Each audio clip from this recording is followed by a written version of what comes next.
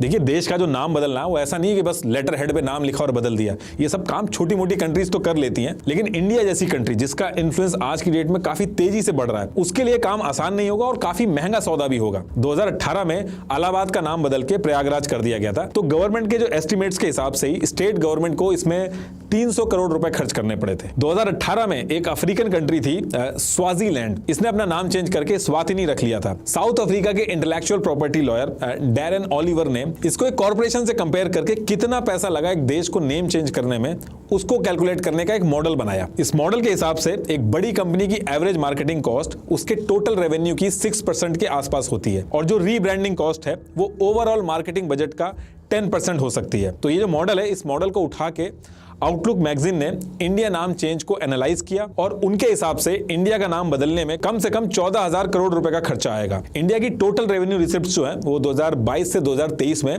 23.84 लाख करोड़ रुपए में थी। तो इस मॉडल को अगर हम लगाएं तो उसके हिसाब से 14,034 करोड़ तो कम से कम खर्चा होगा ही। तो देखिए कॉन्स्टिट्यूशन में इंडिया दैट इज भारत है, अगर हिंदी वर्जन देखोगे तो भारत अर्थात इंडिया, ये दोनों नाम इंटरचेंज होके बड़े आराम से यूज हो सकते हैं। जिसका जो मन वो यूज कर सकता है, लेकिन दिक्कत तब आती है अगर कोई ये कहे कि सिर्फ इंडिया ही नाम होना चाहिए या फिर ये कहे कि सिर्फ भारत ही नाम होना चाहिए। अगर गवर्नमेंट ने ये सोच लिया कि इंडिया को पूरी तरीके से हटा के भारत करना होगा तो उसके लिए कॉन्स्टिट्यूशन में बदलाव करने होंगे, और अगर गवर्नमेंट चाहे तो बड़े आराम से ये चेंज हो सकता है। मतलब कि इंडिया पूरी तरीके से हटके उसका नाम भारत हो सकता है। लेकिन उसके लिए करना क्या क्या होगा? देखिए उसके लिए गवर्नमेंट को आर्टिकल 1 में अमेंड करना होगा, एक बिल लाना होगा। लेकिन ये जो बिल होगा ये नॉर्मल बिल की तरह पास नहीं होगा। तो होता क्या है कि पार्लियामेंट के अंदर अगर कॉन्स्टिट्यूशन के अंदर अगर कोई अमेंडमेंट करने हैं तो आर्टिकल 368 के हिसाब से 2 तरीके होते हैं। तो पहला सिंपल मेजोरिटी अमेंडमेंट और दूसरा होता है स्पेशल मेजोरिटी अमेंडमेंट। मान लो अगर कोई नया स्टेट बनाना है या फिर किसी स्टेट की राज्यसभा की सीट है उनको बढ़ाना है, तो ये सब एक सिंपल मेजोरिटी अमेंडमेंट जो है उससे हो जाता है। इसमें बस इतना चाहिए होता है कि 50% पार्लियामेंट का सपोर्ट चाहिए होता है। लेकिन स्पेशल मेजोरिटी अमेंडमेंट के केस में क्या होता है, 2/3 यानी कि 66% पार्लियामेंट के लोग सपोर्ट में होने चाहिए। तो अगर भारत नाम रखना है तो ये दूसरा वाला स्पेशल मेजोरिटी अमेंडमेंट ये चलेगा, मतलब कि 66% पार्लियामेंट सपोर्ट में होना चाहिए। और एक्सपर्ट का ये भी कहना है कि देश का नाम जब भी चेंज होगा तो उस केस में आधे जो स्टेट हैं उनका भी अप्रूवल चाहिए होगा। ये सारी चीजें देख के पाकिस्तान भी इसमें घुसा।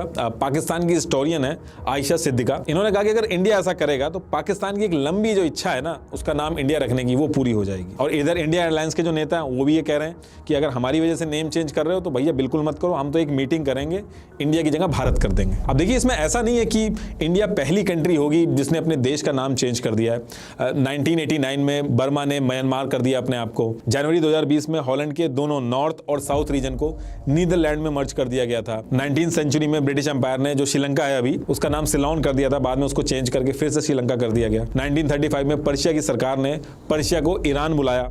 द फ्रेंच रिपब्लिक अपने आप को फ्रेंच कहलाता है। देखिए नाम तो बहुत बार चेंज हुए हैं, लेकिन इसके साथ साथ एक और इंटरेस्टिंग फैक्ट है कि जो बहुत बड़ी बड़ी कंट्रीज हैं उनके जो नाम है वो भी उनकी कंट्री के नाम नहीं है, वो नाम भी उनको दिए गए हैं। जैसे कि अमेरिका, ब्रिटेन, जर्मनी, ये इनके ओरिजिनल नाम नहीं है, इनको जिन्होंने कॉन्कर किया था उन्होंने ये नाम दिए थे। तो देखिए इंडिया का जो नाम है वो चेंज तो हो सकता है, लेकिन अगर नाम चेंज होता है तो उस केस में दिक्कत क्या क्या आएगी? देखिए कंट्री का जो नाम है वो एक ब्रांड की तरह वर्क करता है और रिसर्चर जो है इसको कंट्री ब्रांड इक्विटी से कैलकुलेट करते हैं। फिलिप कॉटलर और डेविड इनके रिसर्च पेपर के हिसाब से एक कंट्री का जो नाम होता है वो किसी भी प्रोडक्ट की वैल्यू को बढ़ाता या घटाता है। जैसे कि हम अगर कोई मेड इन स्विट्जरलैंड का प्रोडक्ट खरीदें तो उसकी जो ब्रांड वैल्यू है वो मेड इन पाकिस्तान की ब्रांड वैल्यू जैसी नहीं होती है। तो कंट्री का जो नाम है वो एक ब्रांड की तरह बन जाता है और जो उस कंट्री के प्रोडक्ट्स होते हैं उन प्रोडक्ट्स को बाकी देश में हेल्प करता है और कस्टमर के जो परचेजिंग डिसीजंस हैं उनको इन्फ्लुएंस करता है। जब लोग किसी देश का नाम लेते हैं तो उससे उन लोगों के मन में उस देश की जो इमेज होती है वो एक्टिवेट हो जाती है और ये लोगों के परचेज करने के, इन्वेस्ट करने के, ट्रैवल करने के और किसी देश में जाके बसने के डिसीजन को भी इन्फ्लुएंस करता है। इसलिए जब भी किसी कंट्री का नाम चेंज होता है तो उसकी इकोनॉमी, इंपोर्ट, एक्सपोर्ट हर चीज पे असर पड़ता है।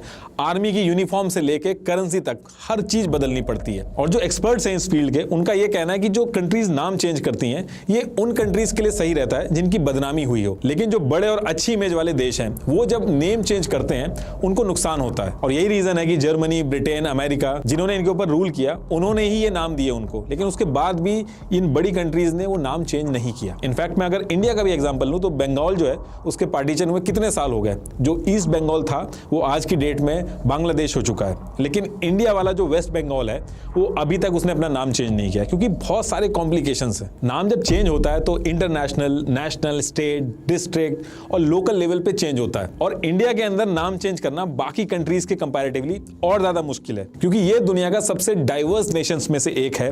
अलग अलग लैंग्वेज की वजह से हर लैंग्वेज में इसको चेंज करना पड़ेगा। नाम जब बदलना होता है तो कई सारे कामों में पैसा खर्च करना होता है, मैप्स को अपडेट कराना होता है, नेविगेशन सिस्टम जो होता है वो अपडेट होता है, अलग अलग ऑफिसेज में यूज किए जाने वाले जो कागज वगैरह होते हैं उनको बदलना होता है। इसके अलावा प्राइवेट बिजनेसेस, कॉर्पोरेट हाउसेस और नॉन गवर्नमेंटल इंस्टीट्यूट्स, इनका भी खर्चा होता है। एक कंट्री के नए नाम के साथ ब्रांड बनाने में सेम वही दिक्कत आती है जैसे एक कंपनी के ब्रांड बनाने में आती है, जैसे वो मैंने KFC वाला एग्जांपल दिया था। और यही बहुत बड़ा रीजन था जिसकी वजह से जिन्ना और नेहरू जी दोनों इंडिया ब्रांड के लिए लड़ रहे थे। और ये बात भी सच है कि जो जोश भारत माता की जय बोलने में आता है, भारत वर्ड यूज करने में आता है, वो अलग होता है, उसकी फीलिंग अलग होती है। इससे हमारा कल्चर भी प्रमोट होता है, इससे हमारी हिस्ट्री प्रिजर्व रहती है।